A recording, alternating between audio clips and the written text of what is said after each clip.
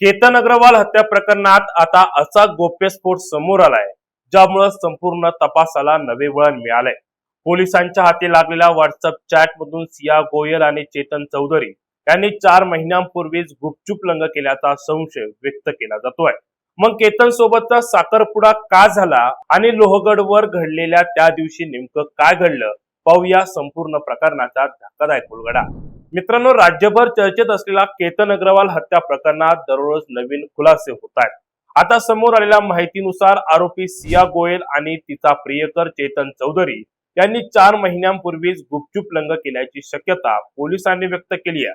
18 जून रोजी पुण्याजवळील लोहगड किल्ल्यावरून केतन अग्रवाल यांना ढकलून हत्या करण्यात आल्याचा आरोप आहे.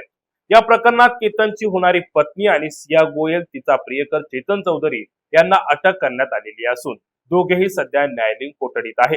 तपासादरम्यान पोलिसांनी सिया गोयलकडून आणखी एक मोबाईल जप्त केलेला आहे. या मोबाईल मध्ये WhatsApp chat, call recording, location data आणि इंटरनेट सर्च हिस्ट्री तपासताना अनेक धक्कादायक बाबी समोर आलेल्या आहेत.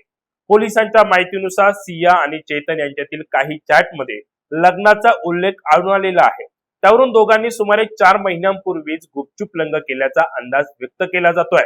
विशेष म्हणजे 19 फेब्रुवारी रोजी सिया आणि केतन यांचा मोठा थाटामाटात साखरपुडा पार पडला. त्यामुळे या कथित लग्नाचा कालावधी आणि साखरपुड्याचा काळ जवळपास एकच असल्याचं दिसून येत आहे. तपासात आणखी एक बाब समोर आलेली आहे. सिया आणि चेतन अनेकदा एकत्र फिरायला गेले होते. राजस्थान मधील उदयपूर आणि जोधपूर येथे त्यांनी वेळ घालवला होता. त्यांच्या मित्रांनी देखील दोघांना एकत्र पाहिल्याचं सांगितलेलं आहे. इतकेच नव्हे तर लग्नानंतर पुणे सोडून राजस्थानमध्ये स्थायिक होण्याचे स्वप्न दोघे पाहत असल्याची माहितीही चॅट मधून समोर आलेली आहे.